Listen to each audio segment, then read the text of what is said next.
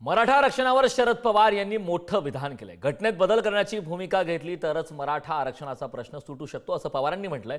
तमिळनाडूत होऊ शकतं तर महाराष्ट्रात का नाही असा सवाल सुद्धा या दरम्यान शरद पवार यांनी केंद्र सरकारला केला। तर पवारांनी मुख्यमंत्री असताना आरक्षण का दिलं नाही असा सवाल चंद्रकांत पाटील यांनी केला।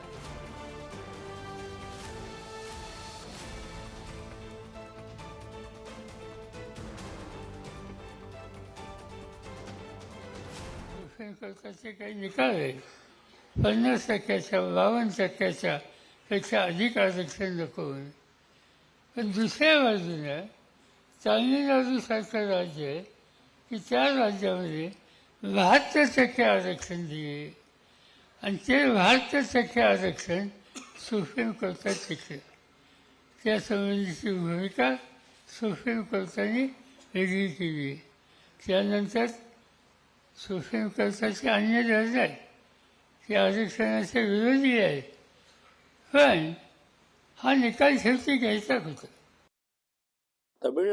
तमिळनाडूचा विषय हा 89चा आहे। हा त्याच्या आधी एकदा मुख्यमंत्री होते शरद पवार, त्यानंतर तीनदा होते। केंद्र सरकार 15-15 वर्ष होतं, राज्य सरकार 10 वर्ष होतं। तर तुम्ही काय नाही केलं आणि आता शहाणपणे शिकवता लोकांना। त्यामुळे पवारांच्या राजकारणाचं गमक काय आहे की लोक विश्वास ठेवतात। आता पोरं शहाणी झाली, पण म्हणलं हे बाबा तू का नाही दिलं।